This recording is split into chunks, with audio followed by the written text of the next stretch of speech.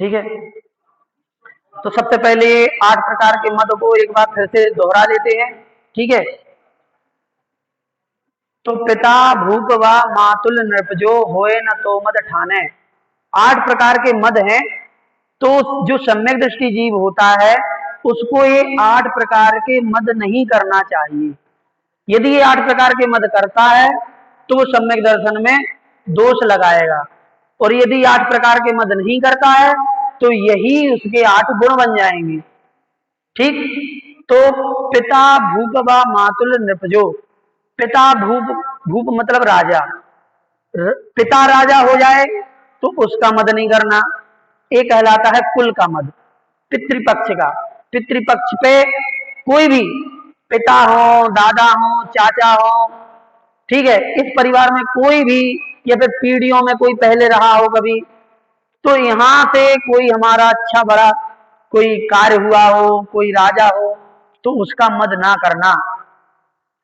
फिर मातुल, मातुल मतलब होता है मामा। यदि मामा राजा हो जाए, मामा हो गए मम्मी के पक्ष के, मातृपक्ष, इसे कहते हैं जाति का मद। तो यहां से कि भाई हमारे नाना ऐसे थे, नानी ऐसी थी, है मामा ऐसे हैं, मामा विधायक हैं, ठीक है, तो इस प्रकार से ये भी मद नहीं करना कि ये इतने शक्तिशाली लोग हैं हमारे। तो होए न तो मद ठाना, यदि ऐसा कुछ होता है तो भी मद नहीं करना।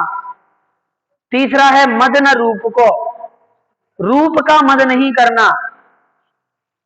रूप शरीर का, यहां पर रूप ले लो या शरीर ले लो, ठीक है, तो शरीर कि भाई हमारा रूपवान शरीर है, या हमारा बड़ा है, या हम बहुत अच्छे हैं या खराब हैं, जो जो उनमें मद हो सके, है ना, वो मद नहीं करना शरीर को लेकर के। मद ना ज्ञान को, ज्ञान का भी मद नहीं करना।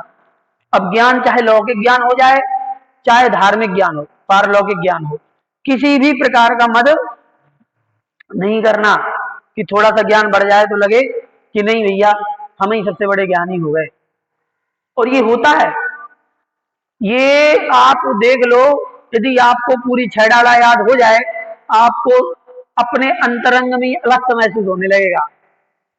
पूरी छह डाला यदि याद हो जाए तो लगेगा कि हम सबसे अलग हो गए, कैसे मैं पूरी याद हो गई है। यदि हो जाए तो कोशिश करो तो हो जाएगी, क्यों नहीं होगी।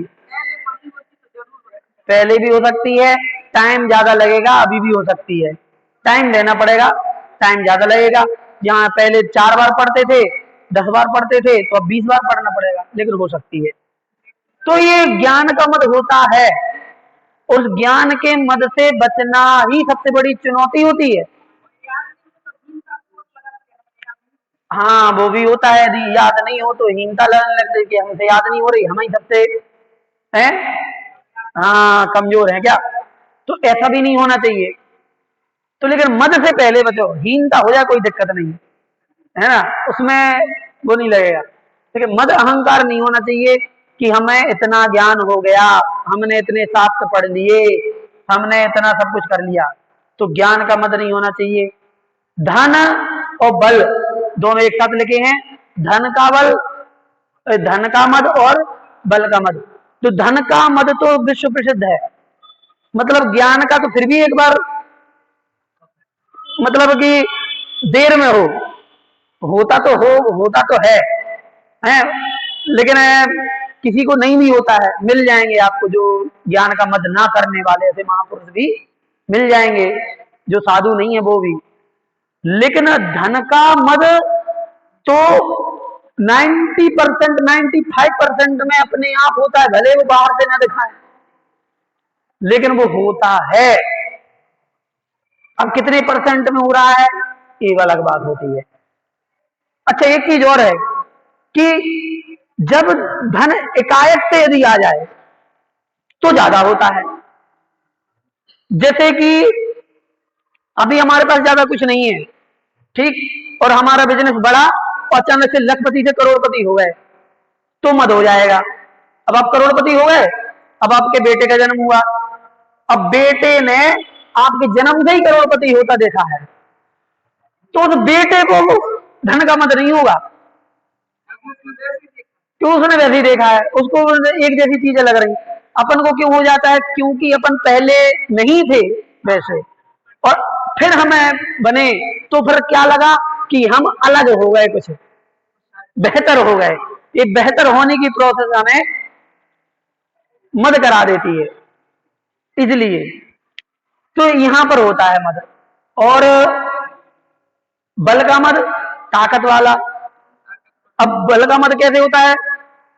जैसे कि बच्चा होता है, वो छोटे में, कम उम्र में ताकत तो नहीं होती इसके शरीर में, लेकिन जैसे जैसे बड़ा होता चला जाता है, 15-16 साल का हुआ तो उसके बाजुओं में ताकत महसूस होने लगती है। 17-18 साल में उसको फुल पता चल जाता है कि हमारा शरीर कितना ताकतवर है। ठीक, तो अपने अपने वैसे काम करने लगता है। तो वहां पर फिर बल के मद का भी प्रभाव दिखने लगता है, क्योंकि उसे दूसरे बच्चों के साथ में कंपेयर होने लगता है कि इसके पास नहीं है, हमारे पास है।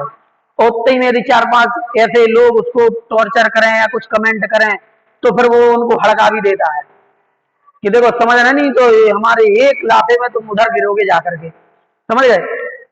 तो यहां पर बल का मद भी दिखने लगता है।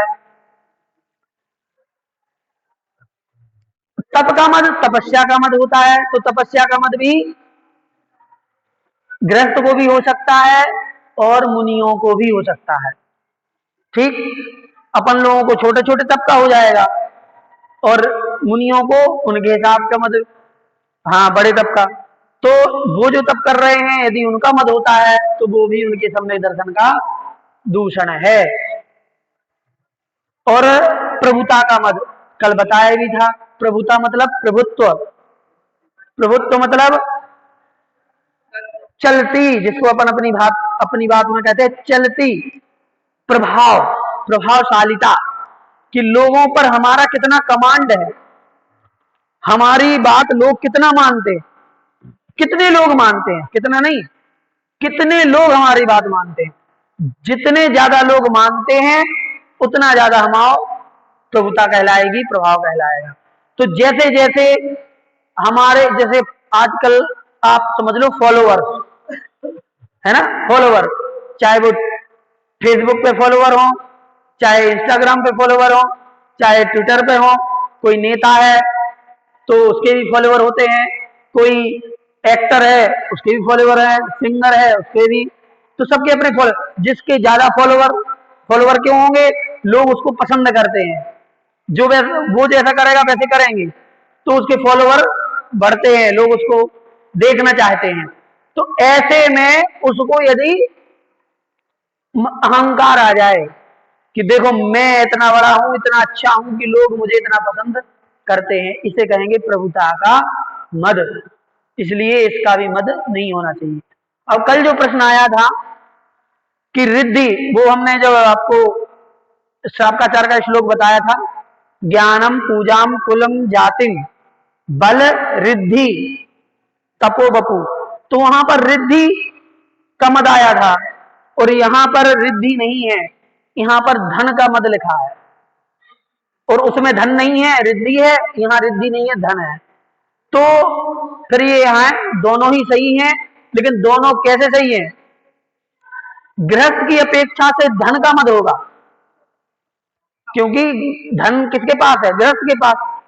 तो बाकी 7 सेम रहेंगे, लेकिन धन का मद गृहस्थ की अपेक्षा से और मुनियों की अपेक्षा से रिद्धि, कि मान लो कोई मुनिराज है, उन्होंने तपस्या की, कोई रिद्धि आ गई उनके पास, तो उन्हें रिद्धि का मद हो जाएगा कि हमारे पास ये रिद्धि आ गई, तो फिर रिद्धि का अहंकार उनके लिए हो जाएगा।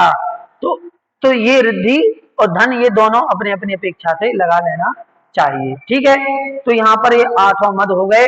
इन 8 मद को अपन को नहीं करना है। और मद धारे तो यही दोष बसु, यदि मद धारण करते हैं तो यही 8 दोष हो जाते हैं, और नहीं धारण करते हैं तो गुण हो जाते हैं। यदि धारण मद करते हैं तो समकित को मल ठान है, समकित मतलब सम्यक दर्शन का, मल मतलब उसका दूषण जो है होता है। अब आते हैं 14वें नंबर पे, अगला 6 अनायतन और 3 मूर्ताएं। ठीक। कुगुरु कुदेव कुवृष सेवक की नहीं प्रशंस उचरे हैं।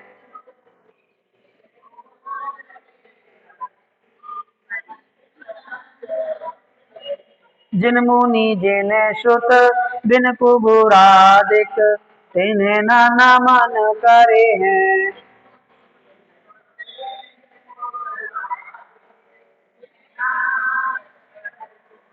अब ये चूंकि 14वें नंबर का आधा हिस्सा अपन ने पहले पढ़ लिया है, इसलिए आधा ही हिस्सा बचा है यहाँ पर। ठीक है, 14वें नंबर के छंद का 2 ही लाइन है, दोनों लाइन में ही अपन को देखना है। तो रिपीट कर लें एक बार। गुरु को देव को वृष सेवक की नहीं प्रशंस उचरे, जिन मुनि जिन श्रुत तिन्हें न नमन करे। अब एक जने पूछ रहे हैं कि 8 मदों के नाम एक बार फिर से बता दीजिए। यदि आपके पास पुस्तक है 6 डाला की, तो उसमें स्पष्ट लिखे हुए हैं, सिर्फ 2 नहीं लिखे ऊपर के, पिता भूप व मातुल नृपजो। तो पिता पितृपक्ष का मद कहलाता है कुल मद, और मातुल नृप मतलब मामा यदि राजा हैं तो मातृपक्ष का कहलाता है जाति मद। तो कुल, जाति 2 पहली लाइन में, फिर रूप का मद और ज्ञान का मद, धन का मद, बल का मद, ये दूसरी लाइन में 4 मद लिखे हैं। फिर तप का मद और प्रभुता का मद, ये 8, तीसरी लाइन में 2 लिखे हैं, तो कुल 8 हो गए। ठीक, 6 डाला में। अब यहां पर 14वें नंबर के छंद में जो आधा है, इसमें 6 अनातन 3 मूर्ता की बात की गई है। आयतन कहलाते हैं, स्थान को कहते हैं आयतन। सुन रहे?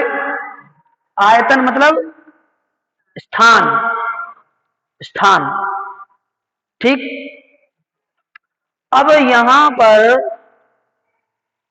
आयतन का उल्टा अनायतन की बात की गई है। क्या है शब्द यहां पर? अनायतन।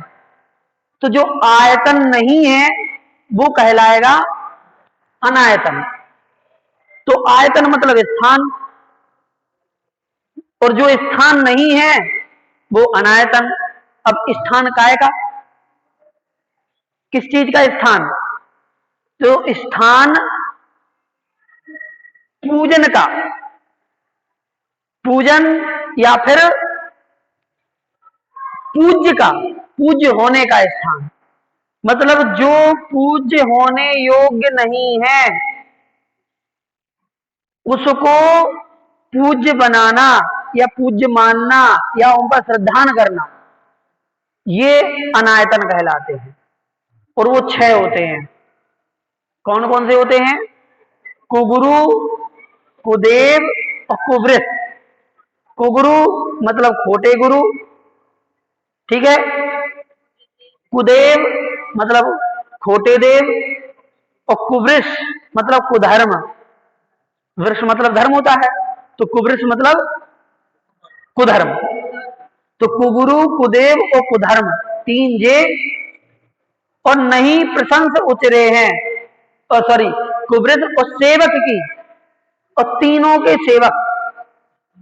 हाँ, कुगुरु, कुदेव और कुवृष, कुगुरु, कुदेव, कुधर्म, और इन तीनों के 3 सेवक। कुगुरु की सेवा करने वाला, कुदेव की सेवा करने वाला और कुधर्म को मानने वाला, 6 हो गए। इन 6 की नहीं प्रशंसा उचरे हैं। जो प्रशंसा नहीं करता है वही सम्यक दृष्टि कहलाएगा। हाँ, यदि प्रशंसा करते हैं, कुगुरु की प्रशंसा करना, कुदेव की प्रशंसा करना और कुधर्म की प्रशंसा करना, और फिर उनमें साथ में उनके सेवकों की प्रशंसा करना, किसी के भी क्या प्रशंसा करते हैं तो वह आपके सम्यक दर्शन का दोष कहलाएगा। हाँ, पहले तो दोष कहलाएगा, फिर वो मिथ्या दृष्टि भी हो सकता है। यहां पर श्रद्धा करने की बात नहीं की गई, एक बात तो समझिए, यहां प्रशंसा की बात की गई है। जैसे कि वो देव बड़े अच्छे हैं, तो ये प्रशंसा हुई, अभी आपको श्रद्धा नहीं हुई है। तो यदि आपने प्रशंसा की है तो दोष लग गया आपके सम्यक दर्शन में, समझ रहे हैं ना।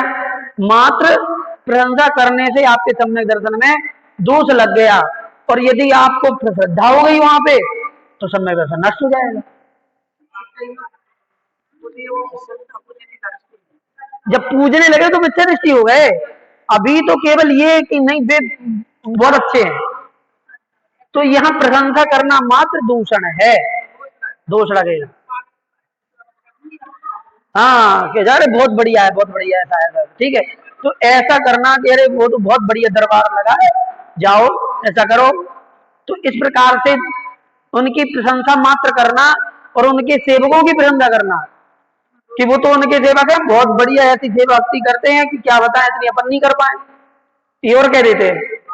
तो फिर ये सम्यक दर्शन में दोष लग जाएगा, ठीक है। इसके अलावा आज की कक्षा यहाँ पे समाप्त हो गई, 40 मिनट खत्म, ठीक है। अब कल फिर से इसकी बात करके फिर आगे बात अपन बढ़ाएंगे। जिनवाणी शुद्धि कर लीजिए। जावाणी के ज्ञान ते सूझे लो कालो, सो वाणी मस्तक नमो सदा देत हूँ दो।